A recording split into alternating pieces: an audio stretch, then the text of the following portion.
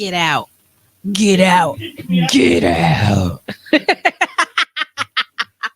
What's happening, everybody? What's happening? What's happening? What's happening? It's your girl, Moe-MENT. Welcome to Moment with Moe-MENT. I'm your hostess with the mostesses, Moe-MENT herself, your sister, auntie, cousin, best friend, always coming with the realness, your spiritual and mental health guide.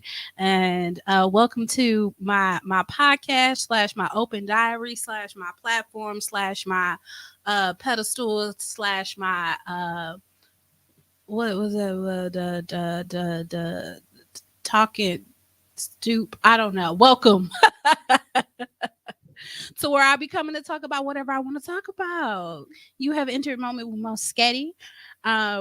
What we talk about is mental health and spiritual wellness. And today I'm going to be talking about wisdom, knowledge, and understanding. And so I'll get into a little bit of that later on as to how I landed on this subject for today.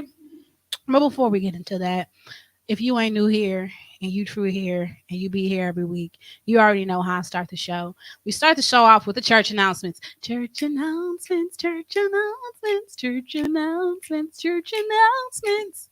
Is that the theme song? Can that be the theme song? I don't know who I'm asking. I'm looking to the side like there's somebody over there to ask. Ain't nobody over there to ask. Church announcements. Okay, so I actually pretty much have the same announcements as I had last week. From the desk of the Central Church of Christ, we are having a church toiletry drive where we are giving items that people who are in need could use. We're packing totes and we're giving those things away. My good sister Pornisha Orr is in charge of that adventure, and I'm really excited about helping her push that initiative along. So if you're interested in donating items to the Central Church of Christ and our toiletry drive, please let me know. Inbox me. Hit the church up, Central Church of Christ. You can find us on Facebook, and you can find us at 1830 West Monroe if you're trying to come through and visit and drop the things off or worship with us. Yay! I got some people watching the live stream. If you want to drop a hi in the live stream, if you want to. I can't even talk today. And you know what? It's been a while since I've gotten on the mic and I've been jumbling my words. And normally when I get on the mic and I start jumbling my words, that means I have a good show. So let's hope that means we're having a good show today. Anywho, so the next church announcement comes from me. Ladies and gentlemen, boys and girls, I would like to invite you, yes you, to Moe-MENT's Christmas Spectacular live variety show happening on December 16th at Muse 33, which is here in the city of Milwaukee. We will be having music, we'll be having magic, we'll be having a good time. So if you're looking for something to do to ring in the holidays, to bring some Christmas cheer your way, come on down to Muse 33 on December 16th. The show, I'm putting together, some good friends of mine are coming through. We're going to be singing, we're going to be dancing, we're going to have some comedy, we're going to have a good time. I got some surprises lined up that I'm really, really excited about. So this is my first time ever putting together a production of this sort.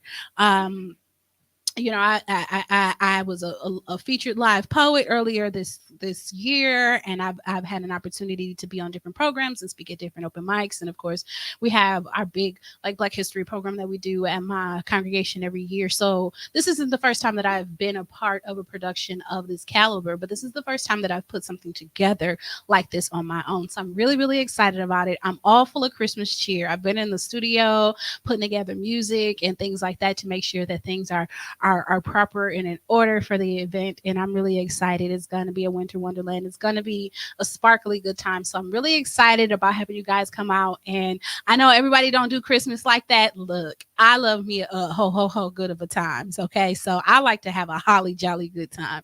So if you're interested, if you are free, December 16th, let me know. Hit me up. Tickets are on sale now. I have tickets on me. You can cash at Moe-MENT if you're looking for a ticket. You can hit up the Eventbrite, which is Eventbrite. Hold on, it's Moe-MENTChristmas.eventbrite.com. So if you're looking, the Moe-MENT's Christmas Spectacular, as the group is the My goodness, the event is available on Facebook if you're looking for more details for the information. So I'm really excited. I really hope a lot of you guys come out. I've already sold some tickets. I'm really excited about putting on a good show for the folks who are coming through. So with that being said, let's get into the show. Let's get into what we came to talk about today. I need some Tone, I need some water. I don't know if he can hear me at all. But if he brings me some, that'd be great. And if not, then we might end the show early. I don't know. Okay. So today's topic is wisdom, knowledge, and understanding. So wisdom, knowledge, and understanding. So it has just been on my heart. It's been on my heart lately to get back into doing regular Bible study. I pray on a regular basis, and I actually have gotten into just discovering different pieces of literature on a regular basis. Excuse me, that was a burp. I didn't want to be rude.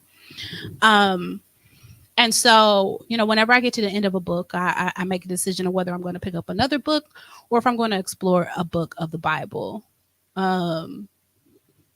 Hey, Mom. And so, I get inspired by different things for different reasons to go back through and slowly comb and rediscover different elements of the Bible, to rediscover different characters. And the character or the area of the Bible / the character that I landed on this week was King Solomon. So if you know about King Solomon, he's considered, one of the wisest men to ever be. And part of the reason why he was wise is that he took on kingship at a very early age. He took on kingship when he was, I want to say, around 20. He's a very young man. And God gave him the opportunity to ask for anything that he wanted to. He could have wealth. He can have long life. He can have prestige. He can have whatever he wanted to. And Solomon, in whatever element, whatever level of wisdom that he had at that time, asked God for more wisdom. And by that request, he was not only able to get wisdom, but a whole bunch of other things that came with the wisdom. Which was, wealth, which was prestige, which was a long life.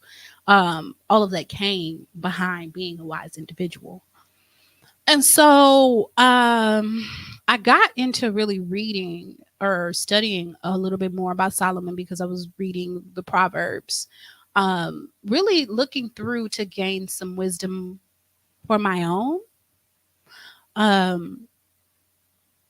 So when it comes to all the studying that I do, whether it be for self-help or whether it be to help my clients, I'm constantly combing through different literature. I'm constantly combing through different media on tips and tools in order to help us be better people, to live better lives.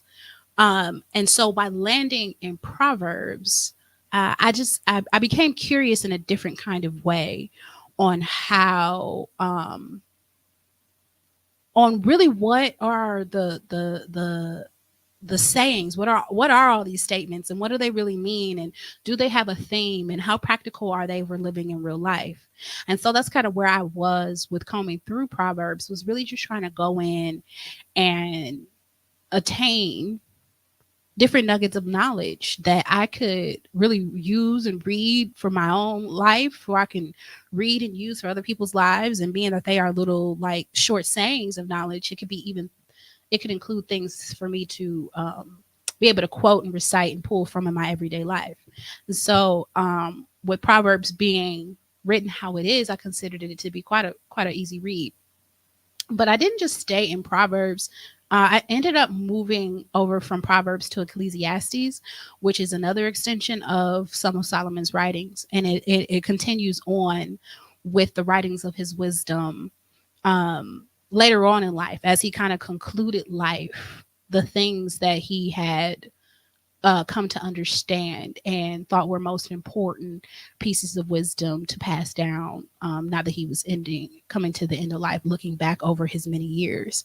And so it really got me into thinking about knowledge, wisdom, and understanding, because it clearly says to lean not on your own understanding,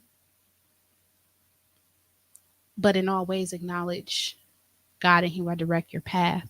I believe, just don't fight me if I'm quoting it wrong. But right behind not leading on, right directly in front of and behind leaning not on your own understanding, wisdom was held in high esteem. Wisdom was held in high esteem as something that you should chase after, something that you should acquire in order to attain a good life. It was written over and over and over and over again how, a wise man versus a foolish man, is going to fare better in all accounts. And so I got stuck. I got stuck for a little while. Because I was really not understanding how and why am I to obtain wisdom and allow wisdom to guide me, while at the same time not leaning on my own understanding. I confused myself in Bible study a little bit with that one, because I'm looking at what I'm reading. I'm being told not to lean on my own understanding, but I'm also being told to acquire and act wisely.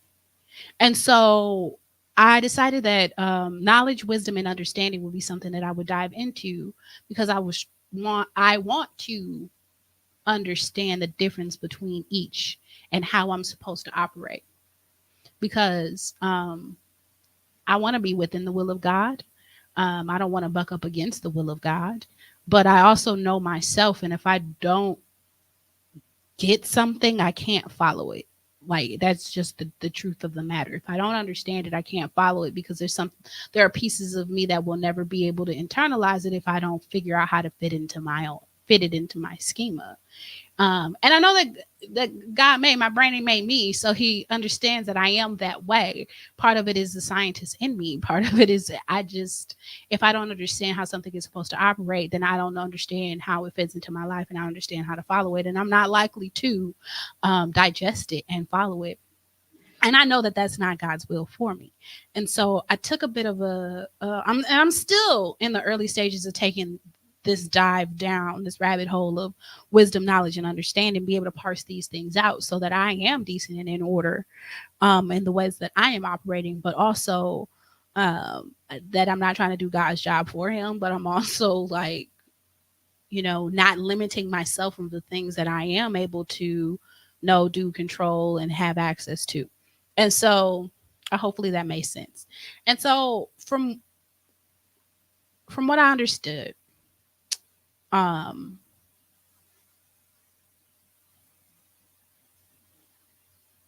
we're going to go into the definitions. We're going to go into the definitions of each of these words.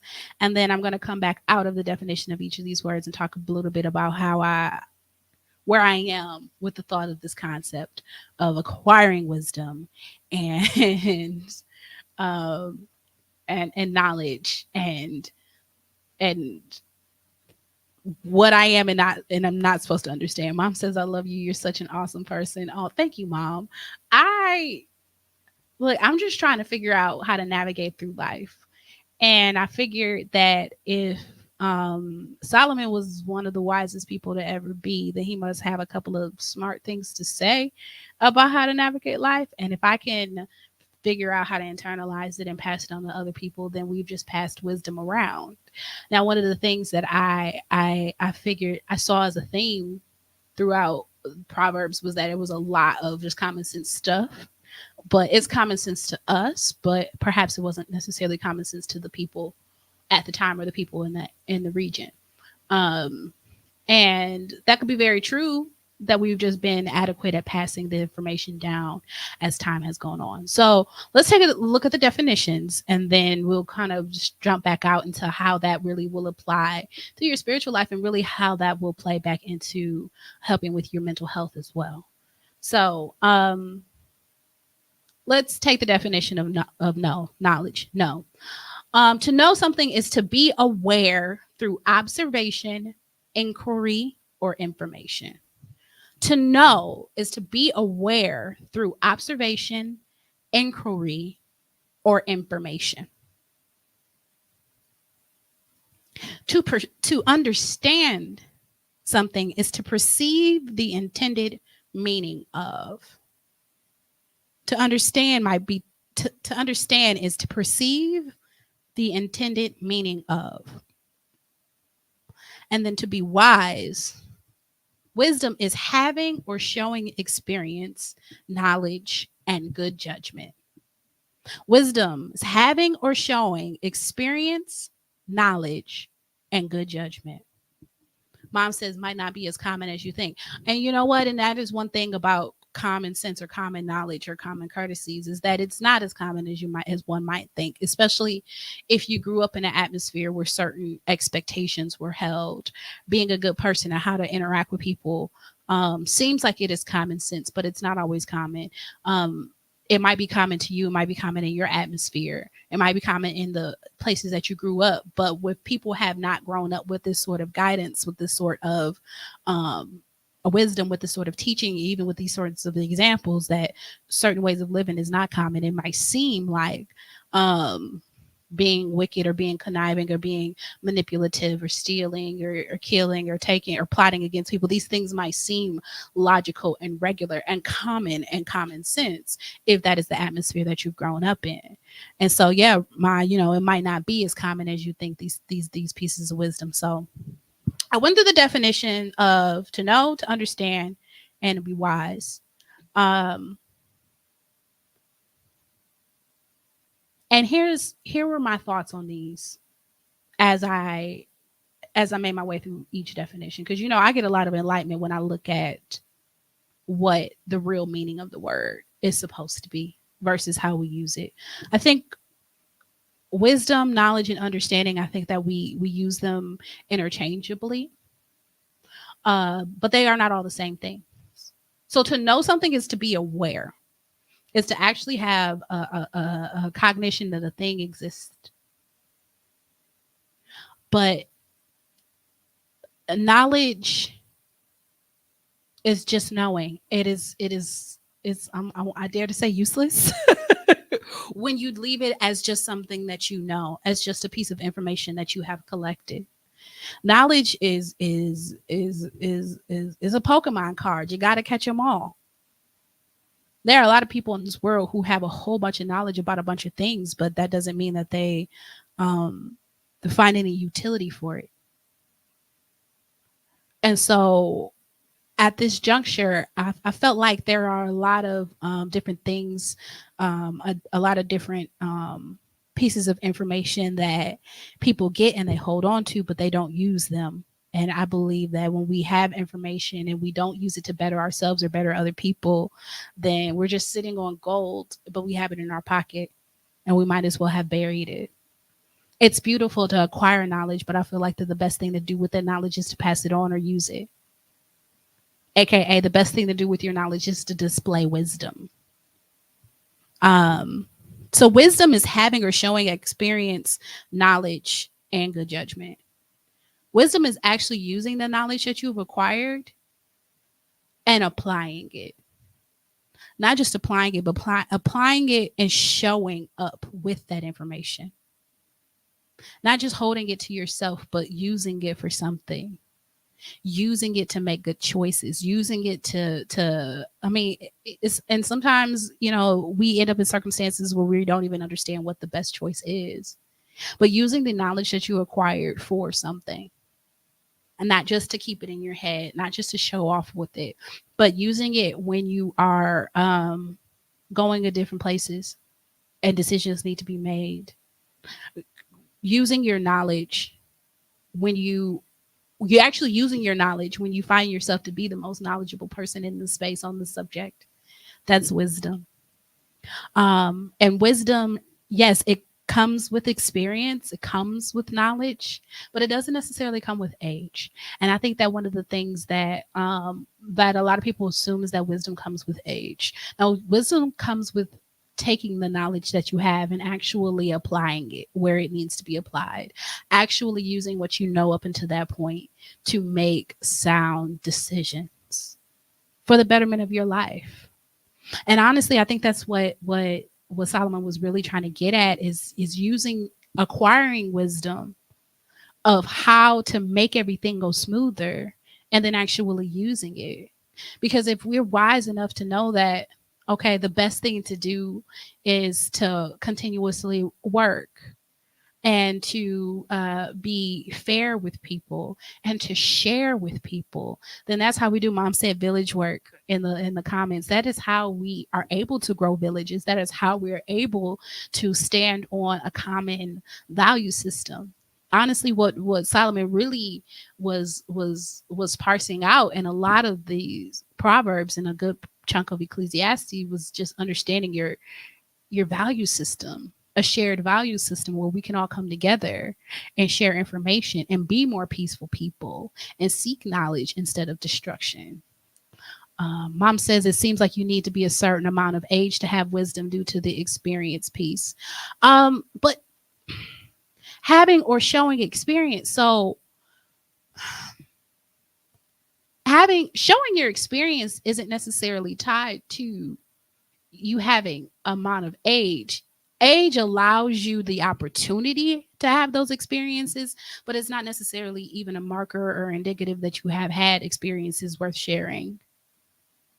And no matter what age you are, if you use the experiences that you have had as part of your knowledge base and you use the experiences that you have had to make good judgment, then you are using wisdom.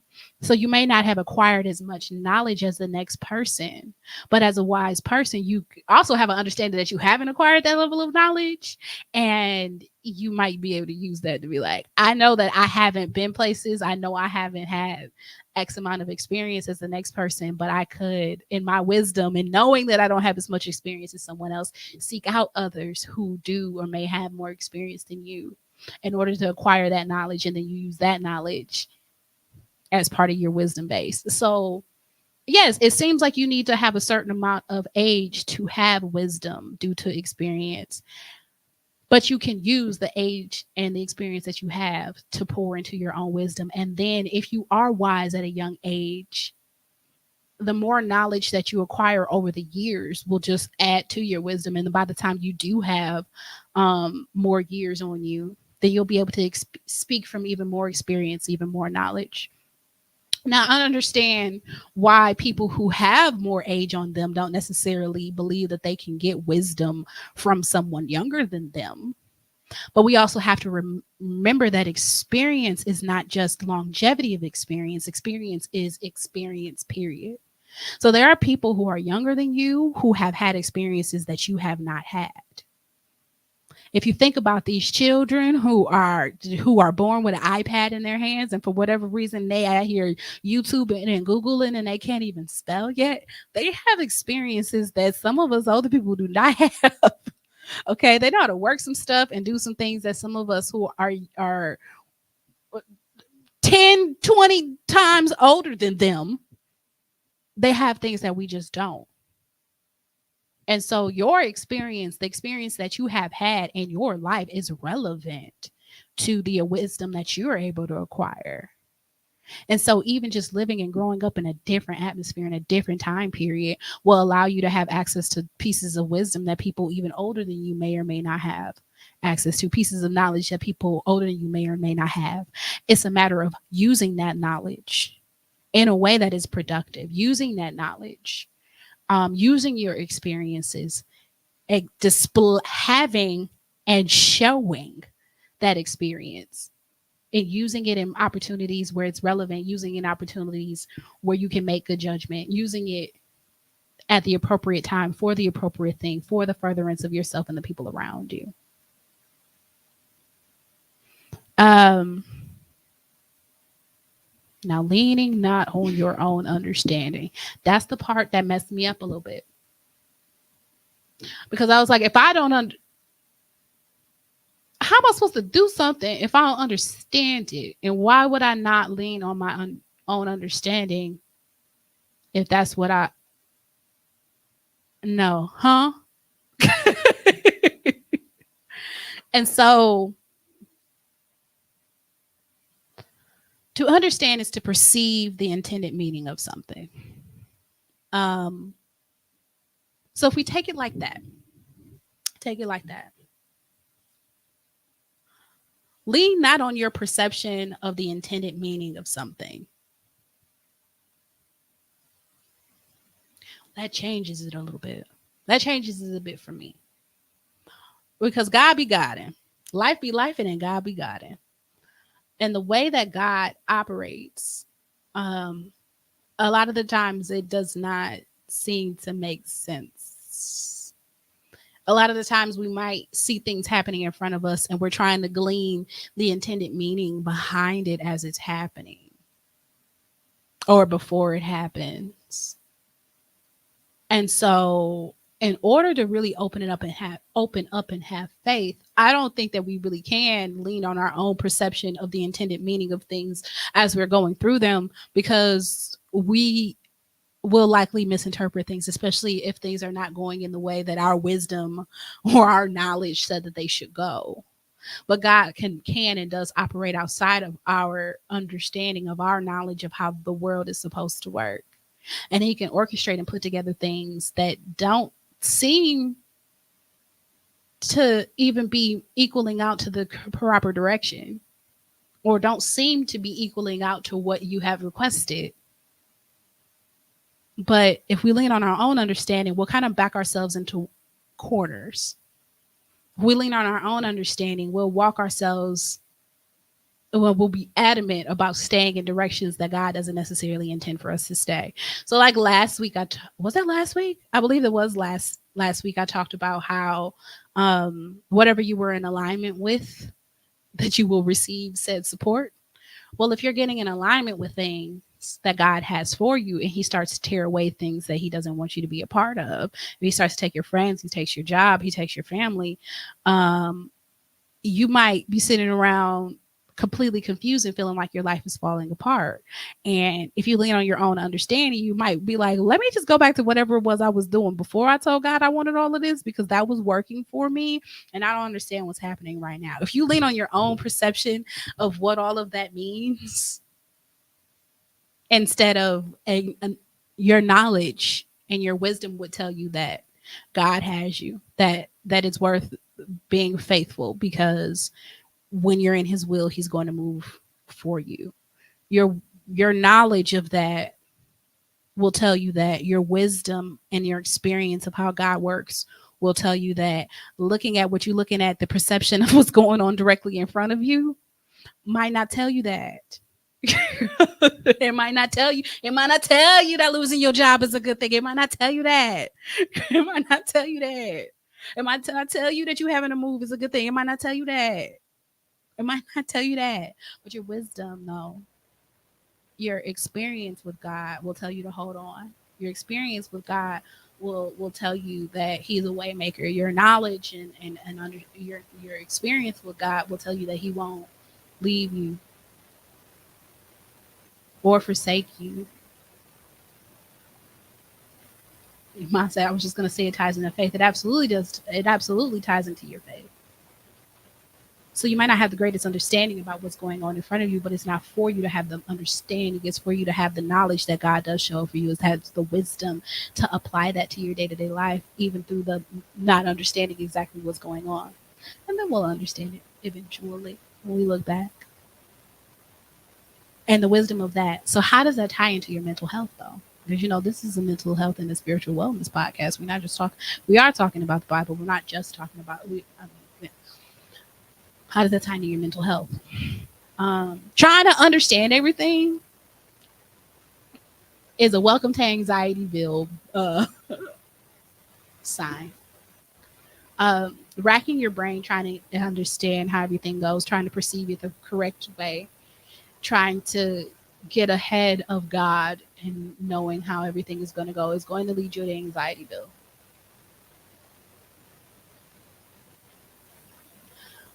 Grounding yourself. So we talk about grounding ourselves.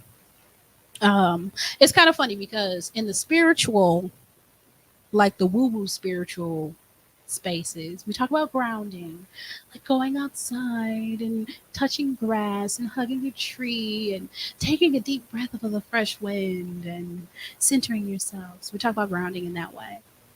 We talk about grounding in that way a little bit too in the mental health spaces of centering yourself and kind of putting your feet on the ground, putting your mental feet on the ground, gathering yourself before moving about the world. We talk about grounding in those kinds of ways. In the church way, we talk about being rooted and grounded in the word.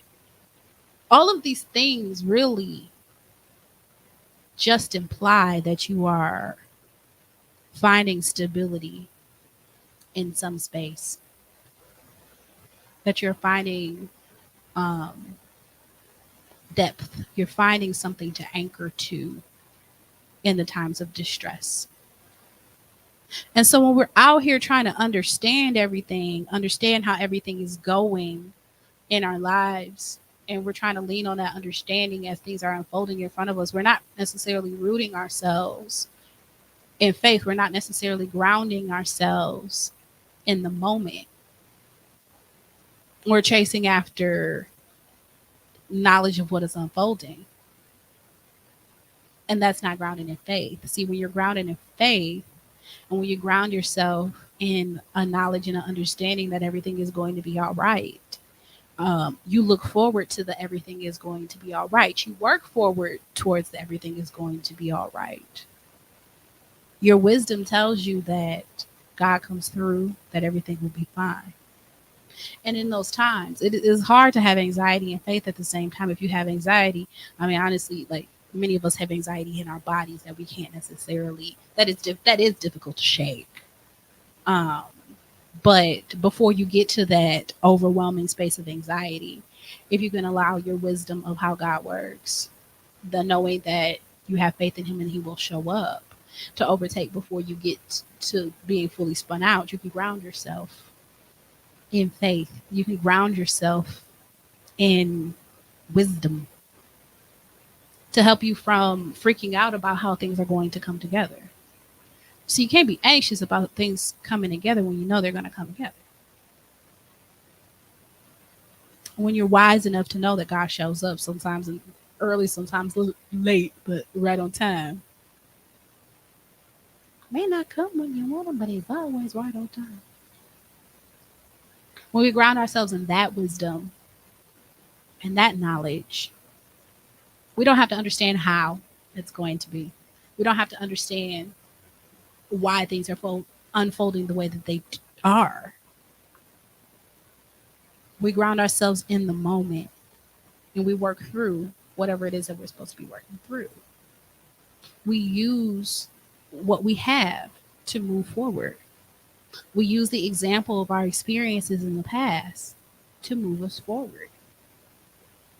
You know what, Mom? You said earlier that it seems like you need a certain amount of age to have wisdom due to the experience part. We get those experiences along the way.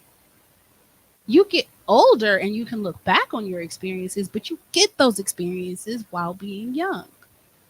You get those experiences, you collect those experiences along the way. And so people don't see those folks as being wise until we get older, but honestly, you collected that wisdom along the way. And so the young absolutely can be wise if they're using their experiences. And who's to say what kind of experiences they've had? Mom said that's what you were doing in your phase a few years ago, all out in the grass. Yes, I was grounding myself a couple of years ago when I was laying out all out in the grass. I'll do it again. I was going through well, like I said, I go through different phases where I'm studying different parts of the Bible. I'm studying different characters. And when I was spending my time laying all out in the grass in front of my parents' house, it's because I was I was trying to understand what we were I was trying to understand the original design of man. Specifically at that time, I was trying to understand the original design of man. And I was like, okay, well, before the fall, before sin, before, corruption entered the earth, like what were we doing? Well, Adam and Eve were here. Okay, well, where did they sleep? Because they had to sleep. They slept on the ground. Okay, well, let me lay on the ground. When I tell you I laid on the ground, it was the soft. It didn't seem like it would be, but it was the softest thing. It was just the ground. It was just some regular grass, but it was the softest thing. And I would have never thought to do that had I not been searching the scriptures at the time. So yes, that's what I was doing. I was grounding myself, but I was also just trying to understand like our original composition. I'm looking forward to looking back at the lesson God is taking me through right now. Cause hey, but as we are working our way through the lessons that we are being given right now in life, the best thing that we can do is look back at the lessons that we've already learned and apply them to what we're doing right now. Um, yeah, so I've used, or I am using some of the wisdom that I'm coming across, or some of the passages, some of the lessons, and some of the proverbs that I'm coming across in my readings these days to inform my prayer life. If I see something that Solomon says is a good thing to have, and I feel like I'm lacking it, I've been praying for it. I feel like that some of my shortcomings have been due to lack of diligence in certain areas. And so I've been praying to be more diligent. Why haven't I been diligent? Sometimes it's because I've been depressed. Sometimes it's because I've been lazy. Sometimes it's because the ADHD has gotten in the way. Regardless of whatever reason, I have not been as diligent as I feel like I could be or should be or have been. I prayed for the ability to be more diligent. I've prayed for the ability to have more energy in my body. I've prayed for productive hands instead of idle hands, because those are also some of the things, laziness and idle hands and stuff like that were some of the pitfalls that were identified. And so I've been using some of that information to inform my prayer life about what I'm missing and what I could be using to benefit my life going forward.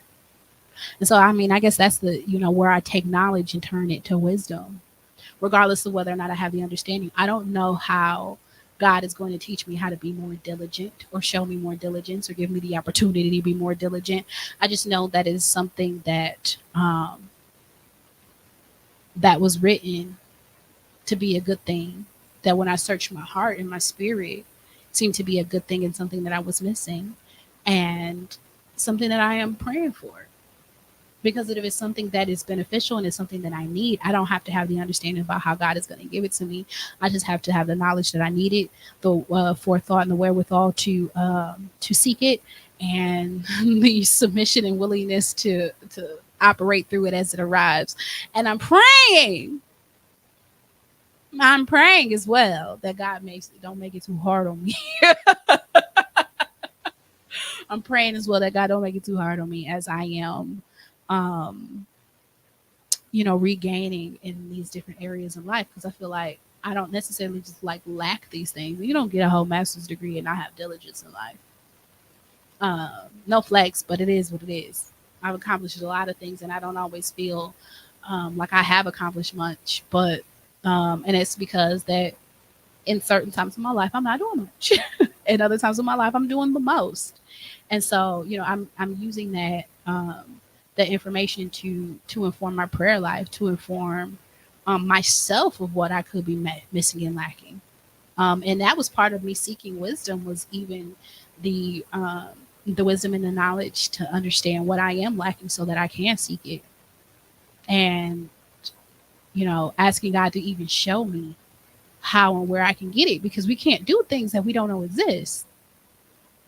And that's why common sense ain't common, because we walk around thinking that that everybody has had the experiences that we have had, that everybody shares the value systems that we share, that our value systems are even upheld in different circles.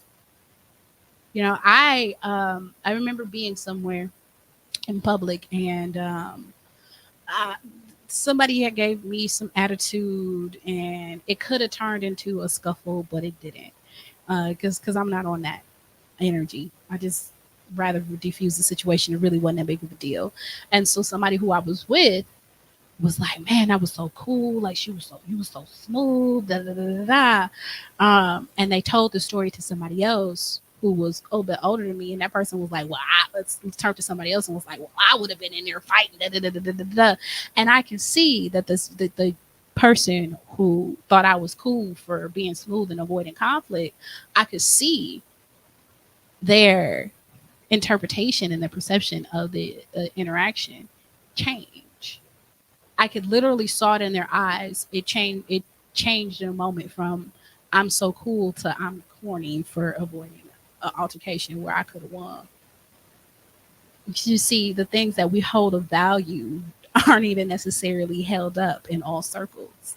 And that circle, the most valuable thing, the most honorable thing to do would have been to bust that person in the back of the head. But is that the most wise thing to do? Is that the most expedient thing to do? Is that the most useful thing to do? I didn't think so.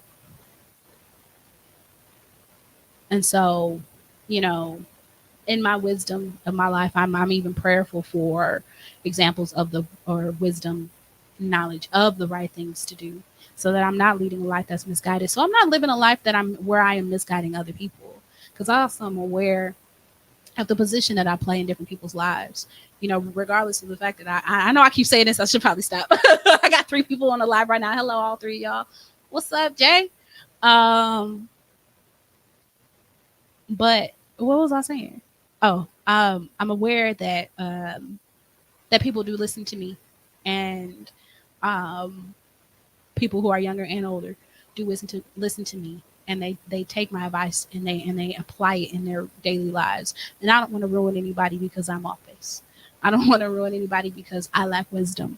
I don't want to ruin anybody because I'm not listening to God, because I am leaning on my own understanding of how these things are supposed to go.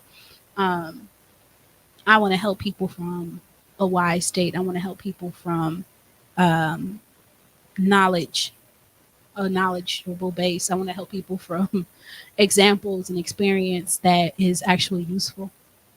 And so I'm seeking wisdom, and I'm seeking knowledge so that I can use it properly. And sometimes the things that I give to people, I don't even always understand why I have said what I've said. But I trust in God that even when it doesn't even seem like what I have said makes sense to the person who I've said it to, that God is using me in a way, and they'll understand it better by and by. Mom said it was the relationship of the older person that made a difference too. I'm not really sure what that was in reference to, um, but yeah. Hmm. Sure. Yes. So wisdom, understanding, and knowledge. Knowledge being just to know, to take in the information, to have it with you. Wisdom is showing the experience, showing the knowledge, utilizing it to make good judgment. And understanding is your perception of the intended meaning. You don't have to understand it for it to work. Your perception of things might be off. And so, with it being your perception, maybe it's not best. Maybe it's not best for you to lean on your own perception, for you to lean on your own understanding of what's going on in the circumstance.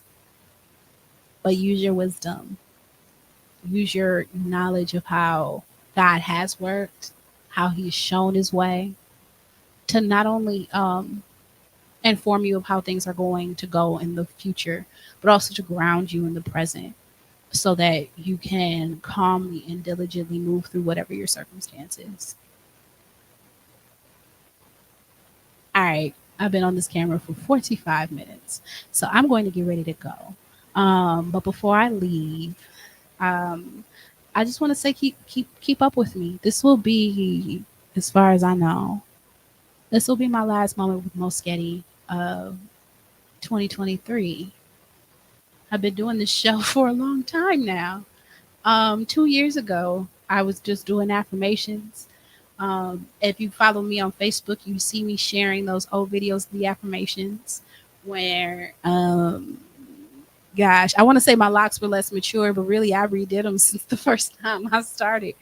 Um, Things were very different. I was recording at my house, I was recording at my mama's house. So I've been doing this for a long time, and I'm really excited about how far we've come together. I'm really excited about where we have to go. Um, but it is time for me to take a bit of a break. And so I plan on taking a break throughout December. I am planning and hosting a Christmas show slotted for December 16th. I mentioned at the top of the show, and I need a little bit of my time to prepare for that. I also have a show on December 29th with Anthony McGahee. I mentioned that at the top of the show, and I need some more of my time back to prepare for that. Um, I'm trying to use my wisdom and my knowledge of myself and my body, um, and the way that I operate to make sure that I am keeping myself sane so that I can actually do all the things that I want to do. And this is one of those many things that I want to do that I like doing. Um, but everything in balance and everything in moderation, including moderation. Um, but I like being here. I like sharing what I have come with, what I've come across, and I like connecting with you guys. And so, continue to encourage me along my journey as I do moments with Moschetti, as I pop up at on radio shows and open mics and wherever I'm asked to speak in public or in private. That I just ask that you guys look out for me, follow me, consume my content, and pray for me, because this journey is a beautiful one, but it's a wicked wild ride. And I am growing and evolving every step of the way. And you guys have been able to be a beautiful witness to my growth. And I'm always encouraged when I hear that people um, actually watch my show. I'm encouraged when people are encouraged by what I do here. I'm encouraged when I hear that something I've said has given you a spark or in some levity, or that you just enjoy absorbing my energy. I'm encouraged by that. I'm encouraged by that because I don't have a huge platform, but I do it from my heart. Um, and it's not really about what I don't have, it's about what I do have. I do have something to share. I do have wisdom for God. I do have guidance from God. I do have a big heart. I do have, knowledge of science. And I do have a desire to help heal and share with people. So with that being said, I don't know, I'm kind of sad. I don't want to take a break, but I know what I need. So with that being said, thanks, Mom Sketty. She says I'm dope. I'm just trying to be me, and I'm just trying to be somebody worth being. To be honest, I'm just trying to be somebody worth being. Great show. Thank you for your time. Thanks, Jay. All right, y'all. I'm gonna go ahead and pray it out and then close it out, and then I'll see y'all when I see y'all. Dear Heavenly Father, I thank you for this day. I thank you for the opportunity to speak to your people. I thank you for your wisdom, for your knowledge, for your guidance, and I ask that you be with me and be with the people who are under the sound of my voice, that we may walk in wisdom, that we may know your way, that we may follow you through faith and through fear, and that we may be uplifted at the end of this year and the beginning of next. In the name of the Father, the Son, and the Holy Spirit, God. Amen. All right, y'all. This has been Moment with Moschetti. Um, Man, look, buy some tickets to these shows I got going on.